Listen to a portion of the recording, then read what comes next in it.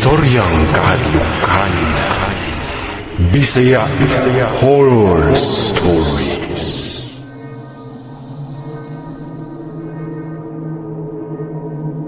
Maayong adlaw sa tanan. Ako di ay si Maricar. Usa ko ka housewife, minyo, ug aduna ko'y 5 ka mga anak. Kini nga akong istoryang kahadlukan nga akong gipadala ka bahin di ay ni sa napalit na akong habol gikan sa usa ka kayo-kayan dinhi sa among lungsod. Nga dakong nakapahibulong diri kanako. Mga 2014 ni nahitabo nga dili gyud nako mahikalimtan. Adlaw to nga Biyernes, dihang nihatag ang ako ang bana sa iyang sweldo diri kanako. Isip sa kainahan, ako'y nagdala sa pagpamalit sa konsumo para sa amoa. Ako'y tig-budget sa tarang mga galas tuon o mga palaliton para sa balay. Mga alas 4 na to sa hapon ng adlaw, nakadesider ko nga mangumpra sa merkado adto sa amoang lungsod. Adto ko sa lungsod mangkumprahan kay daghan man kapilian ug sa pasad. Barato o presko ang mapalit nga mga utanon o mga karne didto. Pagkahuman yun ako pamalit sa akong mga gikinahanglan para sa balay, tanto pauli na unta ko. Nabaling akong unahuna sa usa ka kayo-kayan sa unahan nga dapit. Nahapit ko sa usa ka kayo-kayan unahan sa munisipyo. Sa gawas nga bahin niini adunay makita nga nagkalain-lain nga mga display sa ukay-ukay. Adunay barato nga sulod ra sa bulsa, ang uban barato ra gyud kay bagsak presyo na. Klase-klase lang ang makita. Mga sinina, shorts, tapos sila stuff toy o mga karsones sa jacket. Napunta ako sa kumpul sa mga bedsheets ug habol. Kay nakasegregate man ang ilahang mga display ug didto nakaukay ko usa ka habol ug sa ako ang tan-aw di pa kayo gamit ang mga habol. Nauyanon dayon nako ang habol ug tan-aw nako. Masigo ra kini para sa ako ang lawas. Ganahan po ko sa color o design ini. 150 ra ang palit na ko sa habol o pinsyon na ay lama-lama pero pwede raman humulan o gusuhan. Napalit yun ako ang habol o dayon may pauli na pagkahuman. Sa akong paglabang sa atbang, adunay kalit lang na akong nakasugat nga tigulang nga babayi. Kung nahibulong ko nganong gatanaw siya nako. Ug sa dihang nakalabang nako, kalit lang miduol siya kanako ug niingon nga pag-amping day, kay doon ako'y nakita nga bati nga tilimadon anang imong napalit. Nag-abot ako ang kilay ug nahibulong ko sa iyang istorya diri kanako. Pero gibaliwala ko na to, kay dili ko mutuo og mangingon ana. Ug sa pasad, wala ko kaila niya pod. Pag-abot gyud dayon ako sa amoa, akong gihumulan sa luyo sa amoang washing area ang habol aron adto ra pod nako ihalay. Pagkahuman ako og luto sa sudan para sa panihapon, giasikaso dayon ako ang gihumulan nga habol ug kalit lang nibugat ang ako ang paminaw samtang gakuso-kuso ko. Nakahuna-huna hinuon ko sa giingon sa tigulang nga babae nga mag-amping daw ko. Ambot ug kalit lang nisud sa akong hunahuna ang iyang giingon. Basin tungod ra sa akong kakapoy, mao ako na lang giwaswasan ng habol ug pagkahuman ako nang gihalay. Ang among halayan makita ra sa among kwarto sa may bintana. Taod-taod nakapamati ko og mga tingog sa amoang gawas ug dako gyud akong kahibulong nga mura man og naay gadula-dula sa amoang halayan. Murag uyugo ng amoang halayan pero wala man untay hangin atong orasa.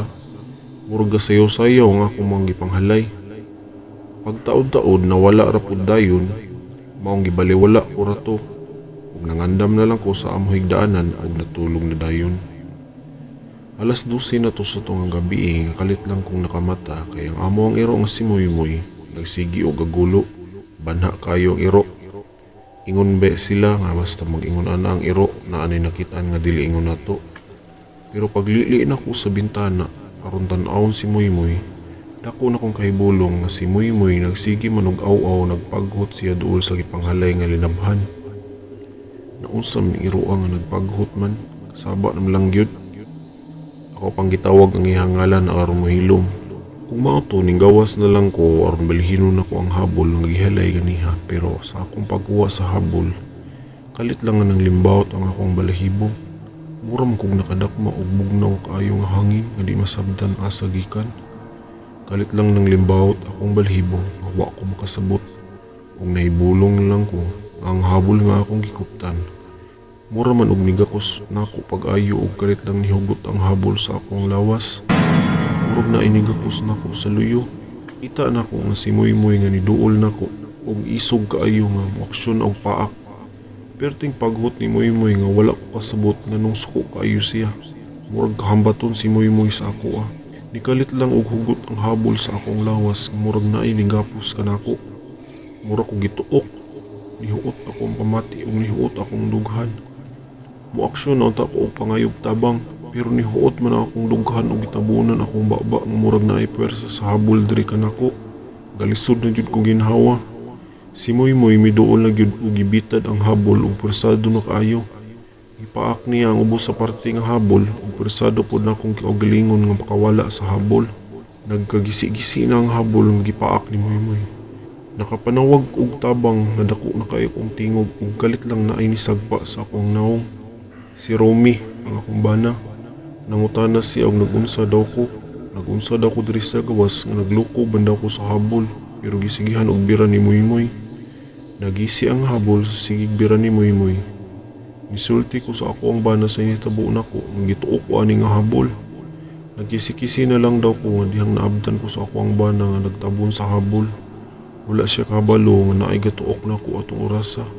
Mao tong puwersado pud na kong gitanggal ang akong lawas para di ko matuok. Sa akong kahadlok, naka-decide na lang ko nga sunugo na lang ang maong habol ug dihang nabalik sa akong hunahuna ang giingon sa tigulang kabahin sa habol pagkaganihang hapon. Sa akong kahadlok, ako gyud dayon gibutangan og gas ang habol ug dayon gisilaban ako gamit ang posporo. Nisilawab og perting sunuga sa habol nga akong napalit. Giduol ko ni Romy ug dayon gigakos ug nisulod balik sa kwarto aron mapahuway o makarelax na sa hitabo. Dihang pagkabuntag, wag yun kumawala sa ako ang nahitabo pagkaganihan kadlawon. Akong saad nga dili na gyud ko mopalit og ukay-ukay. Kay di ko katag-an ug unsay mahitabo nako sa sunod. Pagkasunod adlaw ni ana, iadto na pud ko sa merkado kay magpadala ko kwarta sa akong igsuon sa Mindanao. Pero pag-agi nako sa ukay-ukayan nga akong napalitan atong habol, dako na akong kahibulong nga bakanti man ang maong lugar. Didto na ako'y nakasugat nga lalaki o ako ang ipangutana.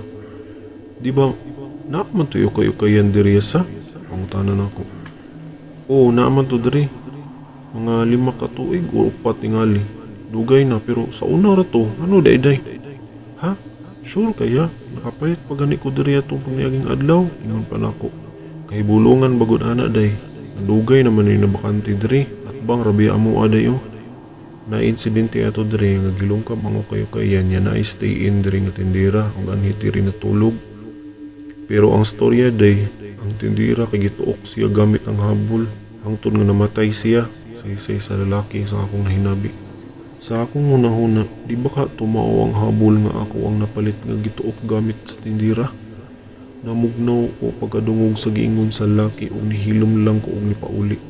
Sukad ato wala na gyud ko madani og pamalit og ukay-ukay.